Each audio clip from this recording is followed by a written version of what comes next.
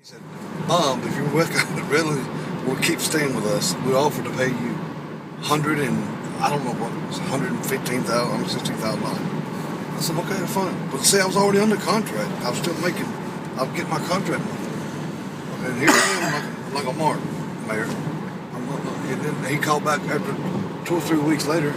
Bob, we're offered to make you this offer of $125,000, whatever it was. Okay, then it kept going up higher. They kept saying, I'm like an idiot. I'm like, damn. And then he called back third time. Bob, we're offering to pay you $140,000. I said, okay, that dang, just quit calling me and tell me I'm fine with what I thought. See, I thought that I thought my contract that was still I was going to keep making that money, which it was. And then finally they called me back and said, we're offering to make Bob, we're offering to make you $169,000. I'm like, okay, fine, I will take that. I didn't know they want me to come in and sign it. They wanted to tear my old okay, so they were getting you they wanted to tear the old contract out. Yeah. So actually, with you not knowing, they thought you were bluffing them for more money. Yeah, I guess so, yeah. Okay. Finally, I said, fine, $169,000. Okay. Look, do I need to come in and sign this damn thing now? So y'all quit bothering me? And they said, yeah. So yeah, go on in. I didn't say it like that, wasn't mean about it. Yeah. But if I only knew, if I held out, no telling how much money I could have got.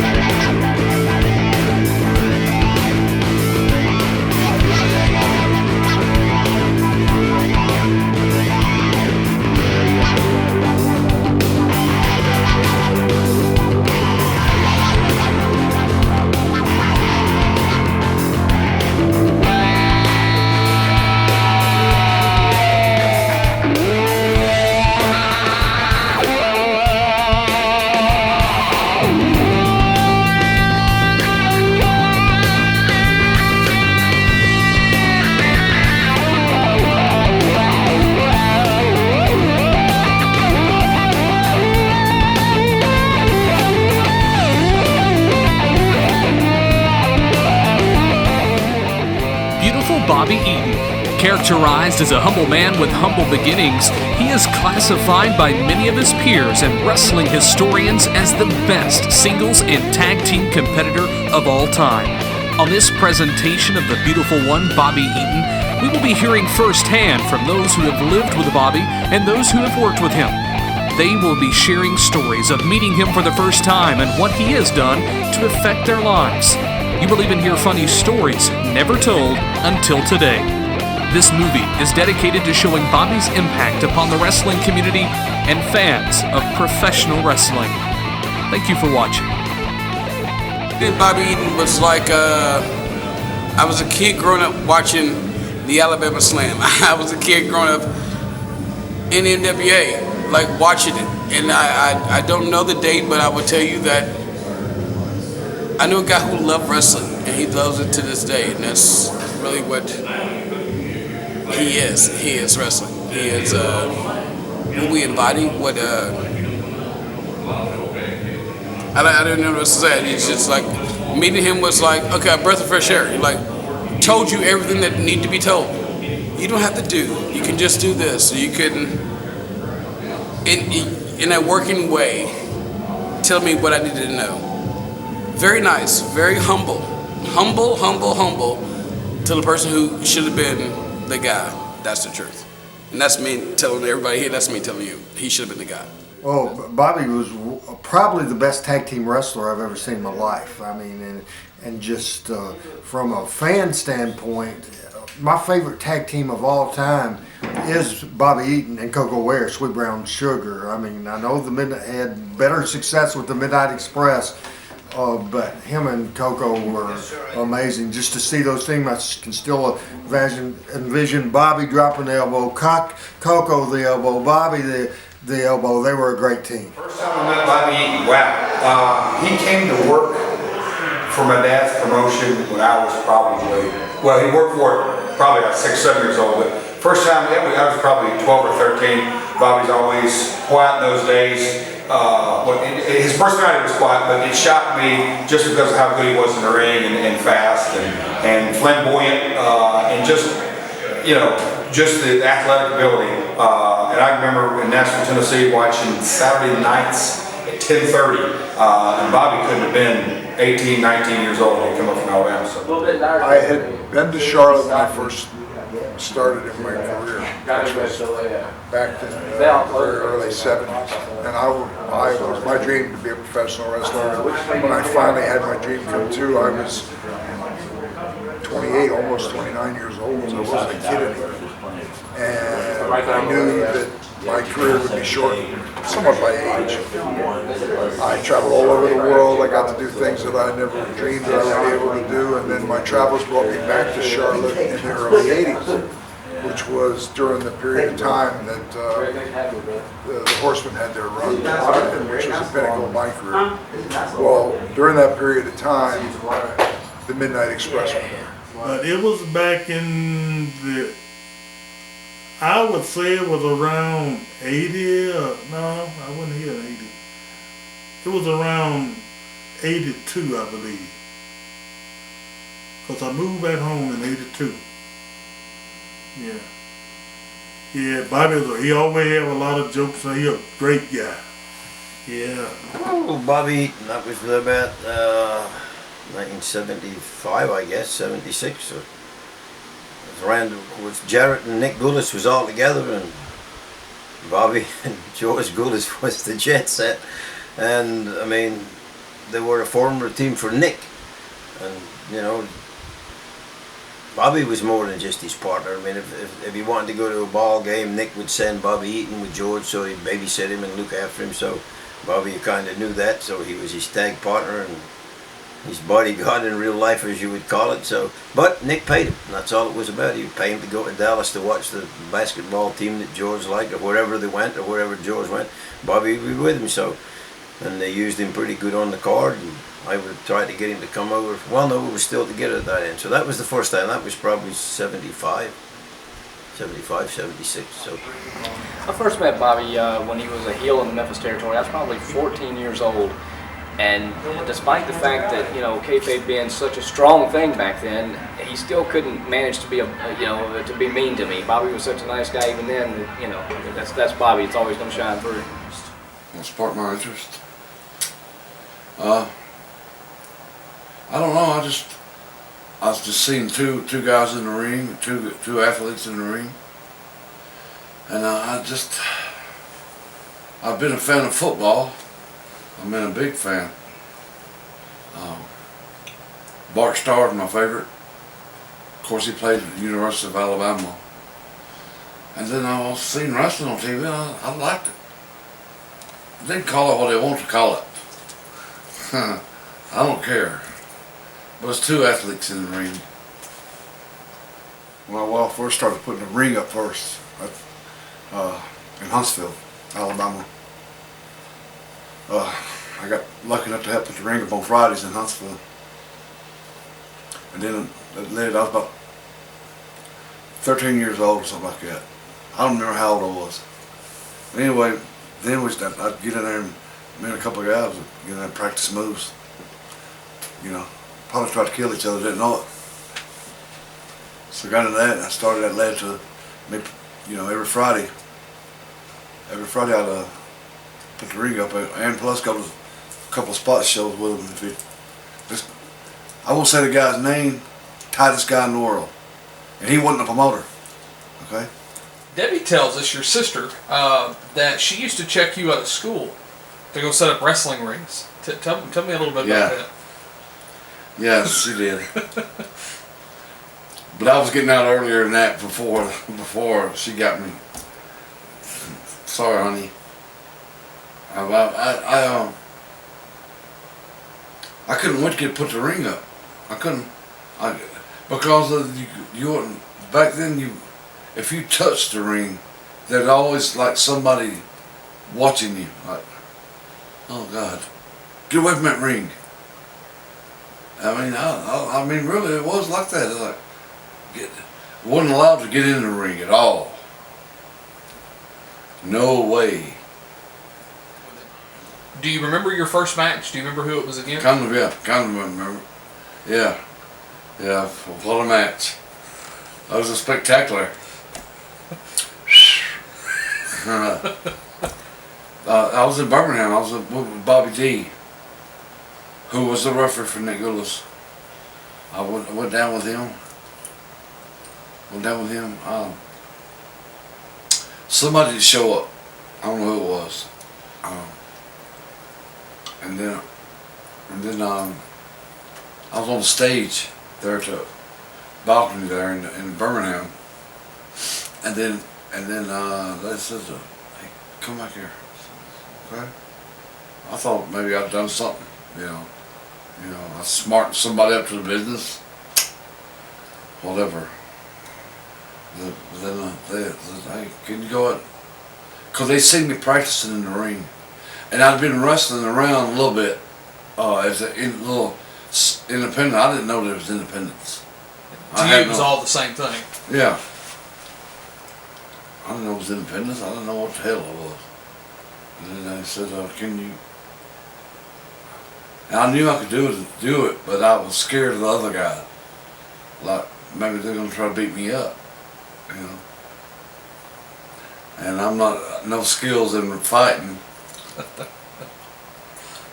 Well, I was ready for them. They took it easy on me, and they sold what I did to them. When it's time for me to take over on them, I didn't know it was time to take over on them. I just thought, oh hell. So they really took care of you then? Yeah. So they kind of helped guide you through the match and really took guided care of me your right first through match? it. Guided me right through it. And I was like, okay. And I'm working with them same way I would be working with anybody. I got through it, and I was so happy. I wore Bobby D's boots. These were like Steve Austin boots. When he wore them, when it became cool. This was like 20 years before that. Bobby D. He had the worst ring truck in the world. I mean, damn, that ring truck was given to him, I guess. Maybe that's what I think of. That Nick Goulas gave him that truck to bring the ring from, say, Alabama.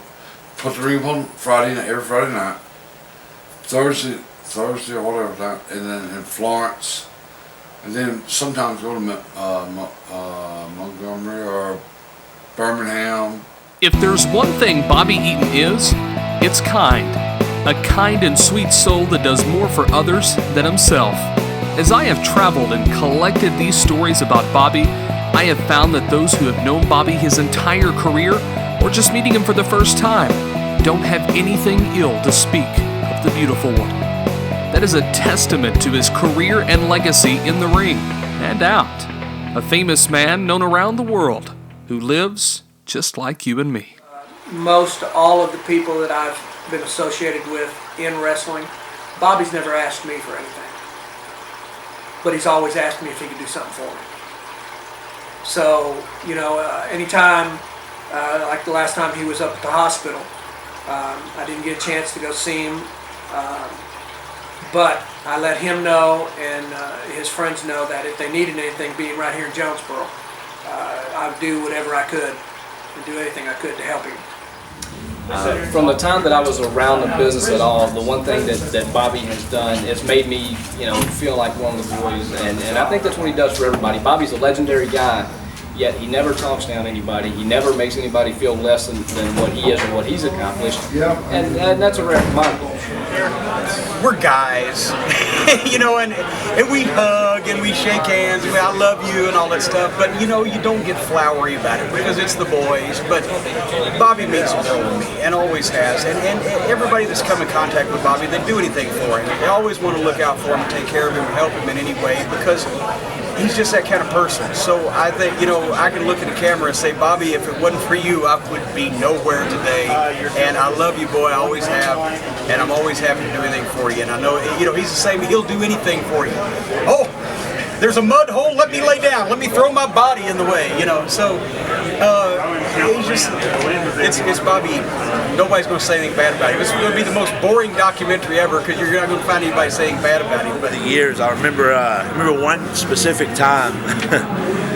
I've kind of been known to be real vocal, I guess, about how I feel about wrestling and different things like that. Well, I kind of said some things in Memphis that I probably shouldn't have said on the microphone. I remember walking through the back, and the first person I saw was Bobby Eaton, and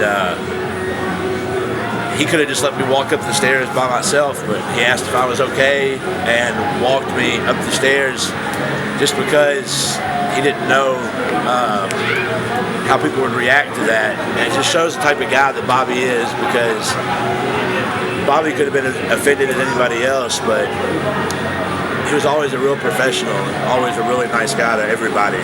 Bobby lived with me at one point when we had a developmental deal for the WWE with Power Pro, and Bobby lived with me. So yeah, Bobby and I tied back in the day he left to go to Louisiana in 1984. I was just getting out of college. So in the big part of the Midnight Express money drawing days, they were not here, and then so I probably went from 1984 to 99 with seeing Bobby very rarely, but we're still keeping touch, and he's just one of the nicest guys in the history of the wrestling business, no doubt about it. On a personal level, Bobby always was business. He showed up, worked really hard, no matter what the circumstances were. I tried to do that. There's people that come up and if they got a headache or a hangnail, you may not get the best out of them. Bobby, you knew you were getting a good match regardless of where, when, or who it's against. And that's not just personally, that's also professionally as well. And Bobby's always, very mild-mannered but took his job very serious, very serious. Yeah, you can't say that. I think he was generous to a fault. I wouldn't say that people would take advantage of him, but he would. I'll get that. Well, if you do say that to some people, they'll let you. So you can't just keep buying beers or hamburgers or whatever you are for the whole damn stove. But Bobby was that kind of guy, and he was very generous with his family. So yeah, he was generous to a fault. I think he was anyway. So we stop in this store, and it's downtown Dallas, and it's not a good neighborhood. And it's a little liquor store. And I go in and grab a soft drink real quick. I come out, I get in the car and lock the door. Dennis comes out. There he says, "Look at Bobby."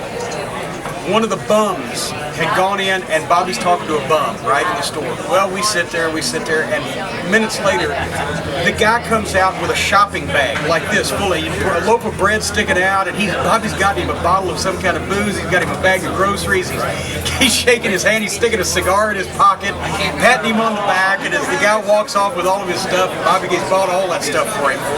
Bobby gets back in the car. I say, "You realize you just got that guy killed?" He said, "What do you mean? There's like 10 bums down the side with homeless, waiting for somebody with a bag of groceries and a bottle of booze to walk by so they can kill the guy." I said, "You just got that guy killed.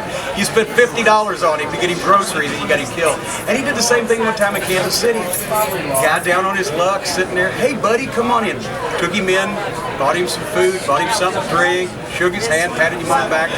It was like Bobby was the fan and the people he met were the stars. That's the way he treated people. He was just the biggest heart, nicest guy. And then to get in the ring and be able to do what he could do, anybody should have been egotistical if they were that talented. Bobby never was. Well, man, I'm telling you, Bobby is one of the most giving. He would help young people out in the business. I mean, when I was in Louisiana, you know, in the early 80s, I was a greenhorn, but Bobby was always giving us advice and help us. I remember Shawn Michaels and Tony Falk working them in, you know, Lafayette and the Midnight Express. It's just Bobby has always been one of those guys that would go out of his way to help the young talent. If they need to ask him for something, he's gladly going to give them some good advice. It's hard to describe him because he never said very much. Cornette did most of the talking. Every now and then Dennis would make a little comment, and Bobby was the silent one. But I think it's a tribute to his greatness that he spoke volumes with his actions in the ring, and I never got tired of watching it. Never. And I have seen the best of the very best in arenas all over this world. And to this day, Bobby Eaton holds a special place in my heart. Coco was my favorite, probably one of my favorite ones to team with. What Jarrett put together, or Jerry Lawler, or Bill Dundee, whoever, you know, he gave us a push. That's the main thing. They give you a push and you're seeing on TV every week. You know, Coco and me were a good team. I thought we were a good team. You got to share the story about getting that picture with. It's on my mirror every day. I see it. You know. Well, it's just I was behind, checking our bags, checking my bags, whatever, and they were laughing because they carried their bags on. I didn't want to carry my bags all the way down this damn hall to, you know, whatever. Have to keep up with and. Yeah. And I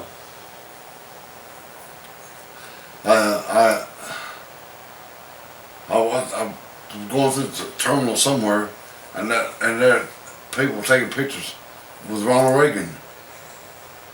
I'm like, son of a bitch, you know. I'm like, damn. Well, they're buying. It was a cardboard copy of him. But Corny and Dennis said, hey, yeah, we're going on down here. We'll meet you down here. Yeah. Blah, blah, blah, whatever. I'm like, okay, go ahead. I went over there, I seen him. There wasn't a big line for him anyway. And I got my picture made with him. It looked just like me and Ronald Reagan taking pictures together. So I finally get my picture made, and then they got my photocopy of it, Polaroid. And I walk for another 2 or 3 miles, seemed like. And then I walk by the little restaurant, and I see Corny and Dennis sitting down and eating. I raised that picture up to them in the mirror, and Corny's face was like, "What the?" You know, the F word. And he put his fork down and, "Go on, can we do it?" And I said, "Yeah, let's go." Because the guy was still down there taking Polaroids, you know. Or, you know, it was a big deal. You know, it looks like you're taking a picture with the president. Corny and Dennis got up their meal. So the joke first started on me, but then it ended on them. Because they were like, you checking your bags. Quit checking your bags. Then you're going to be late. As you're about to hear Jim Cornette talk about some of the pranks that Bobby has played on not only him, but his fellow competitors, you're going to find that he can't just narrow it down to one story, because Bobby was that big of a prankster. But another side to Bobby is that he always had everything. And I mean everything. Ronald Reagan. Oh, you're Ronald Reagan. Yeah, everybody thought we met Reagan at the Dallas airport. You know, gosh, just there are so many outstanding stories with Bobby. You can't pick out just one, because the thing is, he wasn't like a big ribber like the other guys where they would set things up. Like Stan would plan ribs for days, and he would set them up and he'd get you started thinking the right way. Bobby would do the simple stuff, like he'd buy the fake dog vomit where you just add a little milk, and he'd put it in the locker room floor, or he'd have the flour on his lapel that would squirt water in your face, or with the glass break hammer. It's a judge's gavel, but it has a speaker on the side of it, and when you tap it, it would make the sound of glass breaking. And we, on car trips, we tormented people with that one. That was great. And there was all kinds of fake gimmicks that he had, like dog turds and things he would leave around. And also, he carried 6 bags with him. It looked like he had body bags, because he had 5 of everything. If you needed a towel, he had 5. If you needed extra socks, he had 10 pairs. The Steiners used to ask him for just off-brand things just to see if he had it. One time they said, "Bobby, do you have any silverware?" He pulled out knives and forks out of his wrestling bag. It was constant entertainment without even trying to be entertaining, just because it was Bobby. A funny story about Bobby. It happened, I want to say, about 2 summers ago. There was a show over in, I guess it's Paragould, Arkansas, and they had 300 or 400 people when Bobby was there. I'd gone over and saw he was there. I was talking to him, and I was there with a friend of mine, Dave Milliken, who does the WWE belts. He does all the belts, and Bobby had asked Dave, whatever happened to those old Von Bronner old tag team titles? And it just so happens I was the owner of them. And Bobby said, "Oh man, I just love those things. I got to tell you a story about the Von Bronners." Now, the Von Bronners in the 60s were these big, giant, muscular guys with goatees and shaved heads, and they were the Germans, and they were managed by a Jewish man, Saul Weingroff. And it was a great gimmick, and they were one of the bigger tag teams nationwide in the 60s. Anyways, they scared the fans to death. Bobby was one of those fans, and the story Bobby would tell about the Von Bronners that night was, he would say, they used to, when he was starting out as a 16-year-old kid, he used to, for Nick Gulas in Nashville, would set the rings up before he became a wrestler. He would set the ring. They would not allow that people, anybody other than wrestling, if they would get in the ring to try to put it together, the wrestlers would run them off. Well, he was terrified of the Von Bronners, so much so that he shared, years later, even recently, he would wake up from a dream, a nightmare, of they would be chasing him down, the Von Bronners, and they would be in little red bicycle cars, and he's running around the ring and they're chasing him. That's Bobby Eaton to a T. It's these funny stories that are just off the wall, and he was totally dead serious about it. So we all laughed at that, but he was like, "No, I'm being serious with you guys. I do have nightmares about that." And that was like 30 years ago, and he was around those guys. So funny story about Bobby on the road. Well, we got a couple here. I mean, him and Frank Morrell used to drive up and down the road together. They were driving. They had a few beers in the cooler, and they were getting down the road, and the cop would come out. When you're speeding, the cop would come in behind you with the blue lights, pull you over. So Frank said, "Damn, Bobby, the damn cop's pulling us over. We got to pull over. Pull over." So he said, "Drink all your beer." So Bob said, "Do you think we've time to drink that whole cooler before the guy gets here?" So he said, "No, the one you have in your hand, Bobby." So they had them little ponies. So Miller, that's what he liked, High Life. So he was drinking that Miller High Life. So anyway, back in the day, it was the cops knew you, so would get to the car, and then they would usually let you go, just tell you to slow down or do whatever. He never asked if there was any beer. He just said, "You boys ain't been drinking?" Of course, they got the answer, "No." Off they went. So we had another one day he was doing Bobby driving, so they were working on the road, and they sometimes build the road off to the right, and they take you, go around it, and then you go around whatever they're working on, and then you come back onto the interstate. Well, it was getting dark, it was dusk, and the cop had a flashlight, so he's waving at Bobby to go to the right, Bobby just aimed the car right at him. Cop would jump out of the way, and he went, "You son of a bitch!" He gets out, opened the door, grabbed him. Bobby's, "Damn, Bobby Eaton." He said, "Well, I thought you was telling me to come at you, brother." He said, "I didn't know." He said, "No, I was telling you to go off to the right on the little makeshift road they'd made." So everybody just laughed and let him go again. But that was the kind of things it was back in the good old days. I mean, TV was so strong, the people was nice to you, and sometimes we would take advantage of that niceness, but most of the time we was pretty well behaved. Things I remember though, me, Bobby, and kid I trained, Jamie Lee, we were riding to Jonesboro to do an interview. I think we did radio in Wynn that morning, and we had to get to Jonesboro as fast as we could to do it with Brandon the show. And well, Jamie had this, the new Pontiac GTOs, and he had it souped up. Well, we were going through there, and I told Bobby, to ride in the front, and he was like, "No, I'll get in the back, I was like, "No, Bobby, you ride up front." Well, he got up front, and we were going down through there. I said, Jamie, we're going to have to get there, you know, because we got to get there before they go off air. Well, Jamie, he's got that thing rolling, you know, and Bobby's like, how fast this thing go? And, you know, he's steadily looking over there, like, and I see his feet against the floorboard, like, looking for a break almost. Throughout this documentary, you have heard these individuals talk of them meeting Bobby for the first time, to funny stories and jokes they've enjoyed together. It is clear that Bobby has left a lasting impression everywhere he went. Now, talking about his wrestling career is no different, because Bobby is loved just as much inside the ring as he was outside.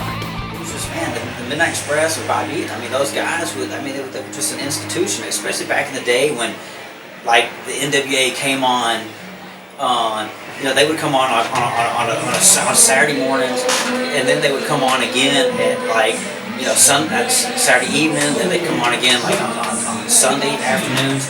But it's like, man, you just were seeing so much of those guys, and they were just, like, such part of that show that, I mean, when that music hit, you know, the Midnight Express theme was so famous. I mean, like, it was just like, I mean, you know, nowadays you just don't see guys that have these, you know, 10 or 20-year careers or music that lasts that long that doesn't change. I mean, everything now just, it changes so rapidly. It's so, you know, kind of fad in and out.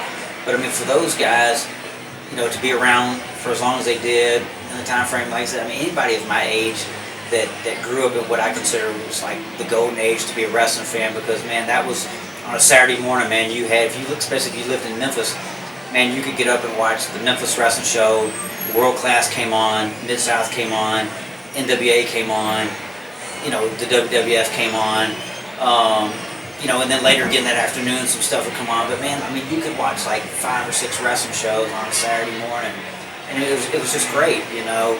And I mean, those guys were, and that's another thing. It's just like tag team wrestling is such a lost art form, and guys like Bobby, I mean, they were just the masters of that stuff. I mean, masters of in-ring psychology, you know, tag team wrestling especially. I mean, and they could go out there, you know, whether it was with, you know, Rock and Roll Express or the Fantastics or whoever. I mean, it was just textbook stuff over and over and over. It was just so good. I mean, they just were innovators of so many moves. I mean, I remember like one in particular that a move that they used to do that Jim Cornette, they called it the divorce court, because that was a time frame when divorce court was like a real popular TV show, and they would do this particular move, and they called it divorce court because there was always a separation, meaning, you know, like, you know, one of your ligaments or something would get separated. But they just had so many things like that. They would go out there every week and wrestle guys like the Mulkey brothers, and, you know, and always try to make them seem like the Mulkeys were just, you know, this badass tag team that they were really having to struggle to try to win when everybody knew that they were just, you know, mopping the floor with them and making jokes out of them.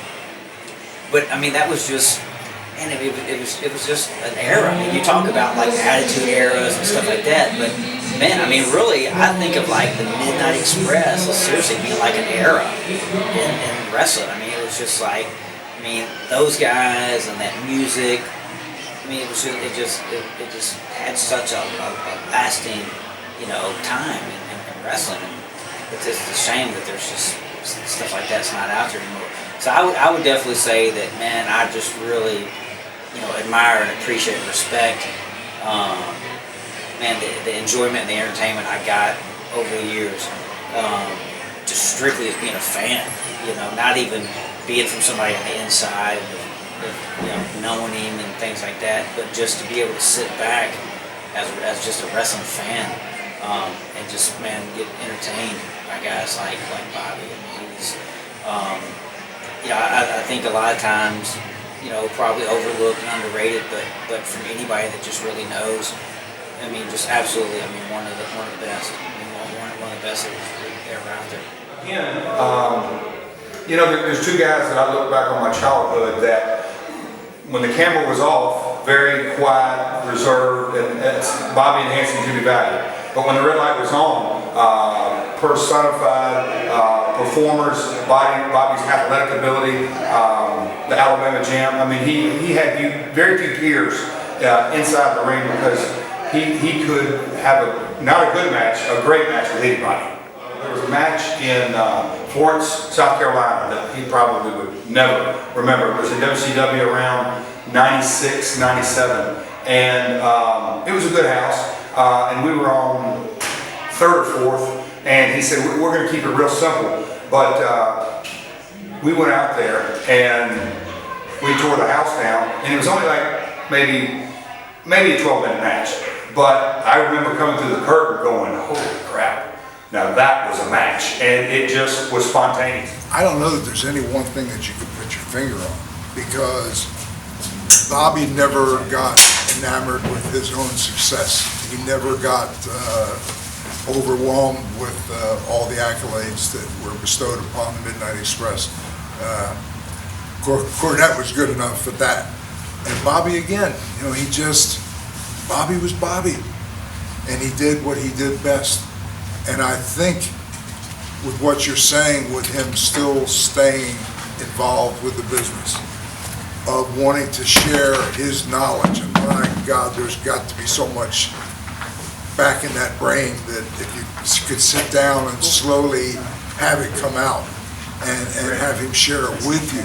He's got a wealth of knowledge that the few in the business that possess.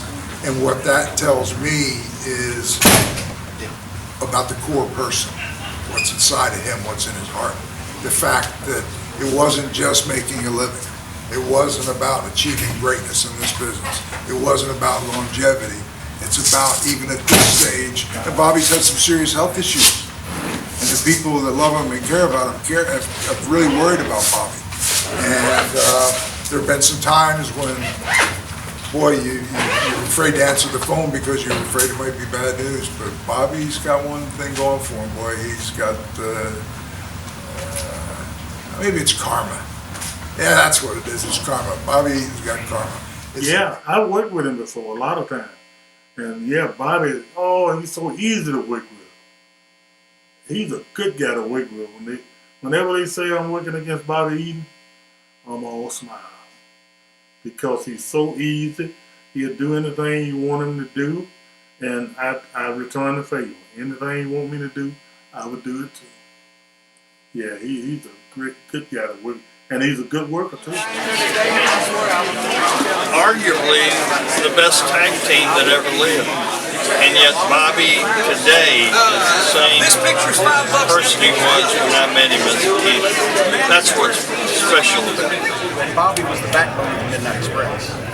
And here's, Bobby was such a great wrestler that a lot of people don't realize how good he was as a single, because they always saw him in tag teams, and he shined in a tag team situation. But when Ric Flair was the booker in WCW, during that 1989, that period of time that he had just finished those great matches with Steamboat and then wrestling with Terry Funk, he actually demanded to work with Bobby Eaton in a singles match. He never had that match. So when Rick was the booker and the world champion, he wanted to work with Bobby. Usually it's the other way around. Everybody wants to work with the world champion. Everybody wants to work with the booker. Rick was not only the booker but the world champion, and he wanted to work with Bobby Eaton. He said, write it down. And Jim Herd had a fit. Why did Bobby Eaton get a title match? Well, because it did the best rating on the Sunday night main event show that we've done in 2 years. It was a great match.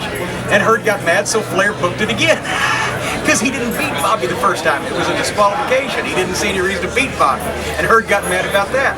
So Flair books it back again. They have another great match, tears the house down, and this time Rick beat Bobby after he beat me up and beat Stand Up, left all three of us laying, and Herd still complained. But it did another great rating.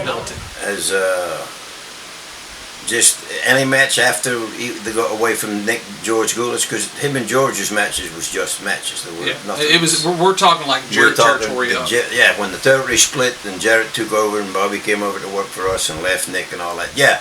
Oh well, darn near any match the kid was in. I mean, it didn't matter who his partner was. Bobby was outshining him on the the high flying part, the bumps, and Bobby could wrestle. He'd take you down, to go behind you.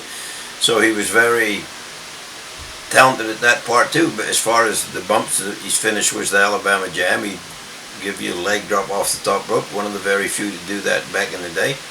So he was very talented at it. I mean, he was there for everything that you needed or you wanted. The kid was, he never screwed up much. He never missed nothing. He did whatever you wanted, he was there for it, and that's what a good performer does. I mean, Jerry Lawler the same way. I mean, all things can go wrong, but Bobby was on the ball on most things that he did. It was fantastic.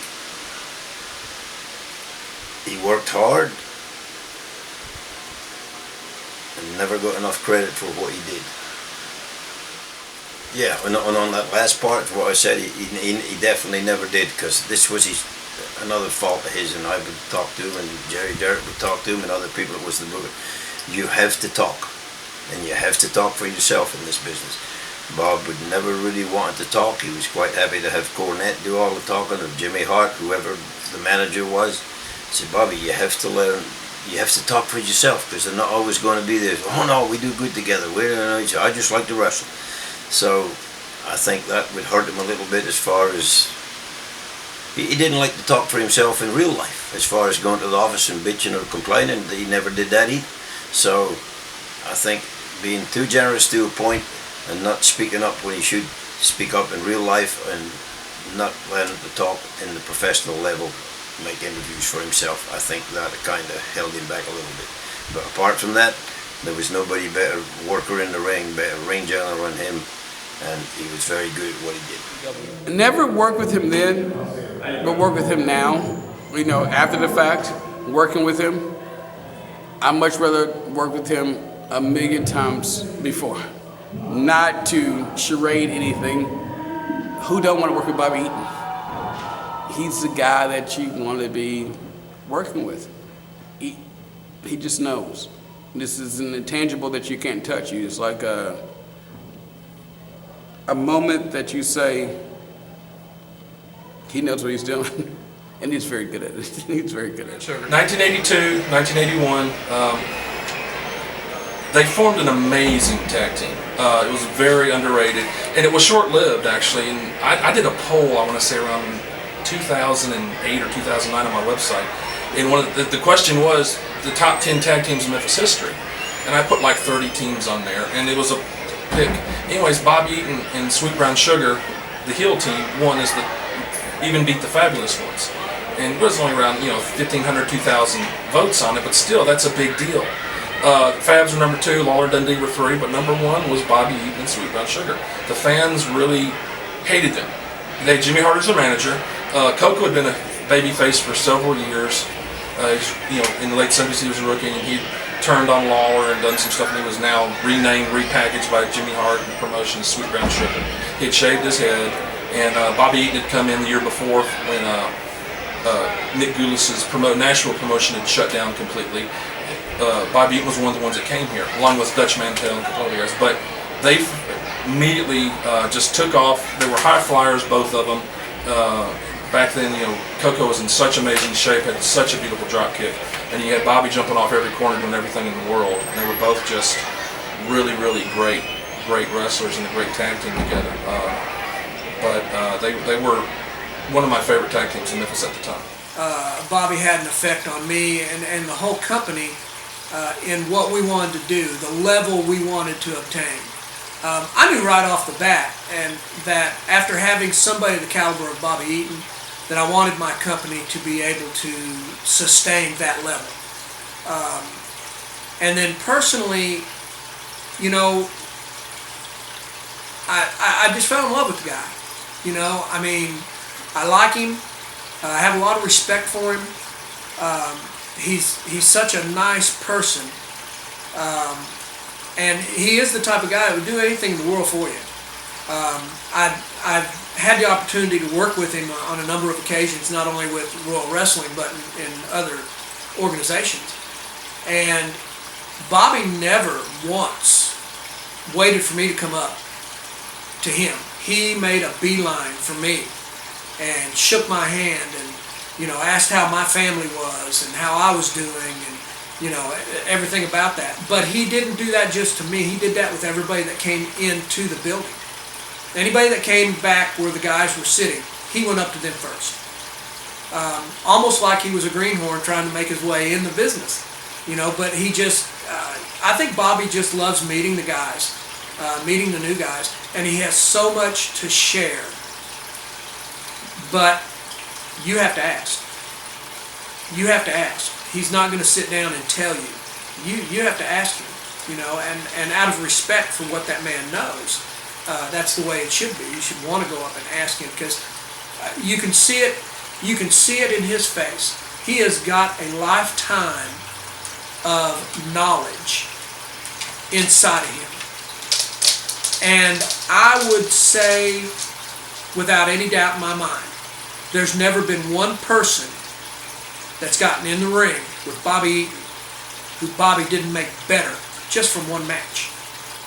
That's a fact. You could see it. Matter of fact, when the Midnight Express came to this area, the Mid-South area, the matches they had with the Fabulous Ones, the Rock and Roll Express, all those teams, the first match you would see, it was good.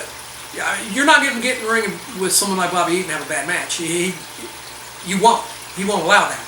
But at the same time, every match after that, you could see the other team elevate their game each time. And you know it was from working with someone like Bobby Eaton. Because class was in session. The bell rang. Class was in session with Bobby Eaton. That's just the way it was in the ring. You could tell. Everyone we have talked to on and off the camera love Bobby Eaton, from his skills in the ring to his personality out of the ring. Over the years, he has captured the hearts and minds of the wrestling business. His love for wrestling and his fans will always be there. One thing that Bobby doesn't always get to hear is our love for him. Bobby is like a son, brother, and father to many out there. Just like Jim Cornette stated, there is not one person who has spoken ill of him. As a matter of fact, it's quite the opposite. But as far as a personal standpoint, and Bobby, you will remember this very distinctly. I hope this puts a smile on your face. We always would trade Andy Griffith stories. He was a big Andy Griffith fan, I'm a big Andy Griffith fan, and Mr. McBeady. And Bobby, love you, buddy, and I hope Mr. McBeady puts a smile on your face. The thing I'd have to say is thank you for never losing that, never losing who you are. I think that's a huge thing for a legendary performer to just still walk around and be an everyday guy, and that's all he ever wanted to be. I would say that you embody everything that wrestling should be. And that's sad in a weird way, because you did it all. You got to do it all. You got to do it all. And he was very good at it. And I hope as we future endeavor people in this business, go in and love it, because he should enjoy every fruits and labor of this business, because he deserves it. Fans around here, they still know who beautiful Bobby Eaton is, and they will for a long time to come. And people are going to go back and watch tapes to learn new moves and this and that, and they're going to learn stuff about beautiful Bobby Eaton.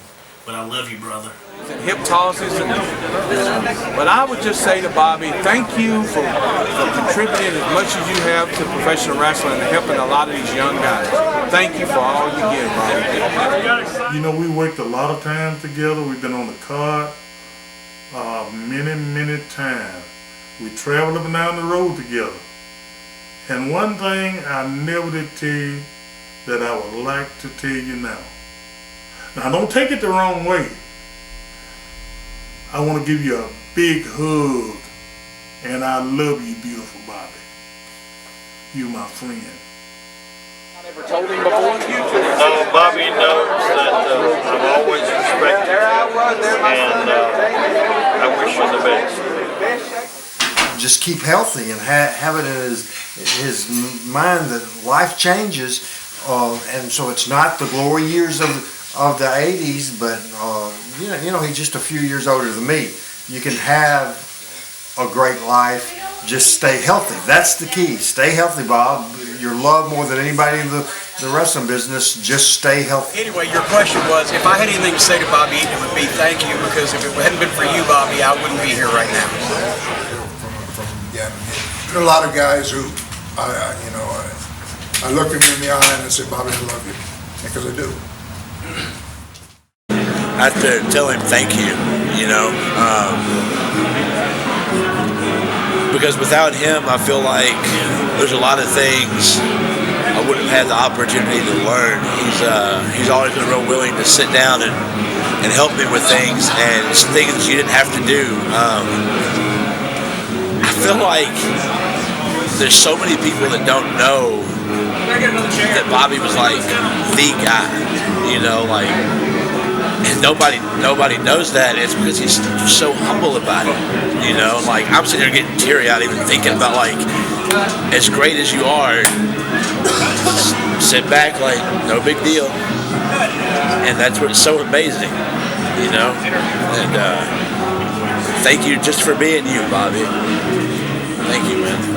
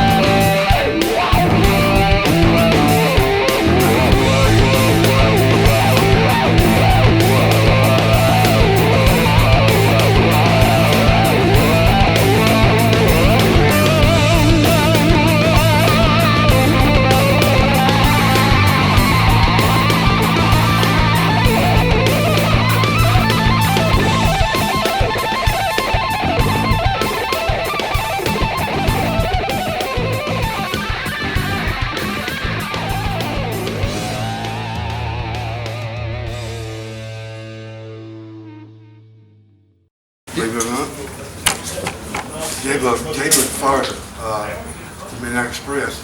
He fired Stan, fired Corny, but he didn't fire me. He didn't fire me. He called me in the hotel. He said, "Bobby, you still got a job, okay?" And I'm like, "Hey, J-Bug, okay, thank you." Now what I'm gonna do about these other two guys?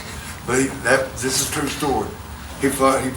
I keep thinking what Stan was in Amarillo or somewhere, and we didn't do the finish the right way. So we did something stupid, and J-Buck. You did a lot of stupid things. Well, I didn't count that. I'm not counting that. But J-Buck called me back at the hotel room because it was me, Stan, and Jimmy, and we never shared rooms. And see, I saw that side of you way back then because I wanted you to come, and I was going to get you a car, and I want you to come down and help train somebody. Yeah. Because I knew, even though you didn't speak the words, in the back of your head was some knowledge that needed to be imparted to some other people. Well, we've been friends, we've been buddies ever since we met. Yeah, we have. We've been, buddies, real buddies. Yeah. But he fired all three of us in person.